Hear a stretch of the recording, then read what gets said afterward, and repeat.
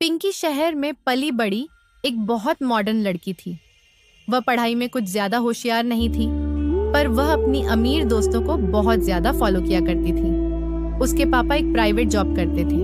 उसके बावजूद वह बहुत खर्चा किया करती थी। एक दिन वह अपने पापा से चिल्लाकर पैसे मांग रही थी। पिंकी, तुम अपने पापा से ऐसे कैसे बात कर सकती हो? सरिता जी ने अपनी बेटी को डांटते हुए कहा। पिंकी अभी भी अपने पिता श्यामलाल जी पर चिल्ला रही थी।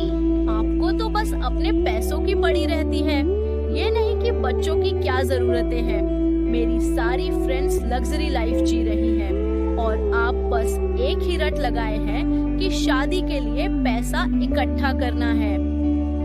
सरिता जी ने कहा, बस करो पिंकी, तुम्हारे सारे शौक तो हम पूरा नहीं कर सकते। अपनी हैसियत भी देखनी चाहिए। तुम्हारे पापा की नौकरी से जो कुछ बचता है उसमें से तुम्हें हर महीने पॉकेट मनी मिल जाती है। Pocket money? वाह मम्मी, उसे आप पॉकेट मनी कहती हो। हर महीने 1000 रुपए, इतने तो मेरे एक दिन में खर्च हो जाते हैं। मुझे नहीं पता, मुझे इस महीने कम से कम 5000 रुपए चाहिए। इधर श्यामलाल जी चुपचाप सिर झुकाए बैठे थे। बेटा तो शादी के बाद नौकरी करने के लिए दूसरे शहर चला गया। इधर बेटी की शादी के लिए पैसे भी जोड़ रहे हैं। अब बेटी को भी पूरा ऐशो आराम चाहिए। 55 साल की उम्र में एक प्राइवेट नौकरी है, उसका भी कोई भरोसा नहीं है। न जाने आगे खर्च कैसे चलेगा। यही सोचकर वह बहुत परेशान हो रहे थे। सरिता, इसे 5000 रुपए दे दो, इस महीने हम किसी तरह चला लेंगे। श्यामलाल जी की बात सुन के सरिता अंदर से पैसे ले आई और पिंकी से कहने लगी, अभी तो दे रही हूँ, पर आगे से ऐसी कोई उम्मीद मत रखना। 2 वक्त की रोटी मिल जाती है तुम्हें, वही बहुत है। पिंकी पैसे लेकर मुंह बनाते हुए घर से बाहर चली गई। सुनो जी, कुछ अपने बारे में भी सोचो। अपने बुढ़ापे के लिए भी पैसा इकट्ठा करो। सरिता जी ने कहा तो श्यामलाल जी का दर्द उमड़ पड़ा। कहाँ से करूँ एक टठा?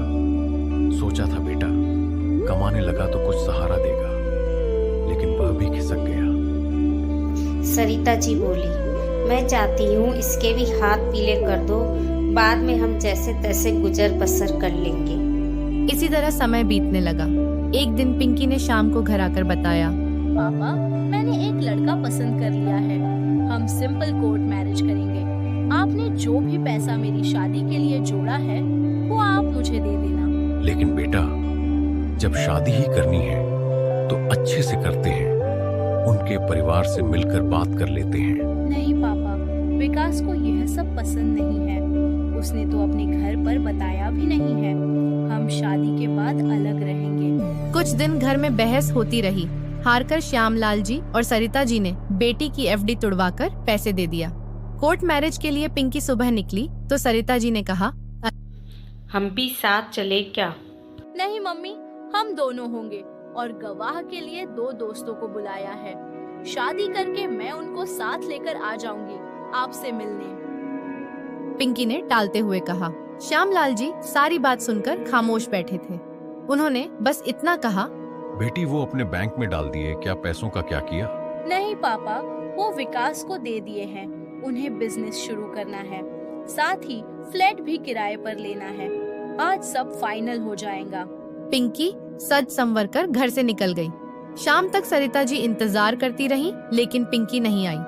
कई बार फोन किया, लेकिन उसने फोन भी नहीं उठाया। शाम को पिंकी का फोन आया। क्या हुआ मम्मी, कितनी मिस कॉल आई है आपकी? श्यामलाल जी ने फोन उठाया और बोला कि हम यह जानना चाह रहे थे पिंकी कि तुम लोग कितनी देर में आ रहे हो। नहीं मम्मी, हम नहीं आ रहे। विकास ने मना कर दिया। उसने कहा, जब मैंने अपने घर वालों को छोड़ दिया तो तुम भी छोड़ दो। वैसे भी आपके पास अब बचा ही क्या है? देने को मेरे पैसे मैंने ले लिए, अब आप मुझे भूल ही जाओ। पिंकी का जवाब सुनकर सरिता जी का दिल धक से बैठ गया। वो वहीं सोफे पर बैठ गई। श्यामलाल जी के पूछने पर उन्होंने सारी बात बता दी। एक सप्ताह ऐसे ही बीत गया। एक दिन उनका बेटा अर्जुन घर आया और बोला, आप लोगों ने पिंकी की शादी कर ली और मुझे बताया भी नहीं। इतना पराया कर दिया कि मैं अपनी बहन की शादी भी न देख सका। वाह बेटा, बड़ी जल्दी याद आ गई बहन की शादी की। वैसे भी हम ही शादी में शामिल नहीं हुए तो तुझे क्या बताते। सरिता जी ने सारी बात बता दी। अर्जुन ने तुरंत पिंकी को फोन मिलाया। दूसरी ओर से किसी के रोने की आवाज आई। भाई, मैं बहुत मुश्किल में हूँ। विकास मुझे धोखा देकर सारे पैसे लेकर भाग गया। मम्मी पापा को बताने की हिम्मत नहीं थी। मुझे आकर ले जा, मेरे पास किराए के लिए भी पैसे नहीं हैं। हम हनीमून के लिए शिमला आए थे। होटल वालों की पेमेंट करनी है। अर्जुन ने सारी बात अपने मम्मी पापा को बताई। श्यामलाल जी और सरिता जी, जो अब तक बेटी के व्यवहार से दुखी थे, बेटी पर मुसीबत का सुनकर उनका प्यार फिर से उमड़ पड़ा। सब कुछ भूलकर शिमला के लिए रवाना हो गए। शिमला पहुंचकर श्यामलाल जी, सरिता जी और अर्जुन होटल पहुंचे। वहां पिंकी बैठी थी। जैसे ही उसने अपने माता पिता को देखा और फूट फूट कर रोने लगी। मम्मी पापा, मुझे माफ कर दो। मैंने आपको बहुत दुख दिया।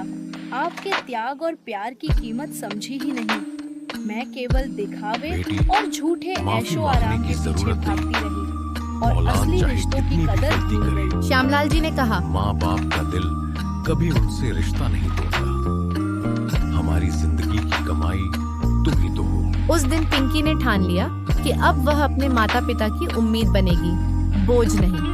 उसने पढ़ाई पूरी कर नौकरी शुरू की। घर में फिर से रौनक लौट आई। सरिता जी के चेहरे पर सुकून झलकने लगा। दोस्तों, अगर आपको हमारी कहानी अच्छी लगी हो तो हमारे चैनल को लाइक, सब्सक्राइब और शेयर करें।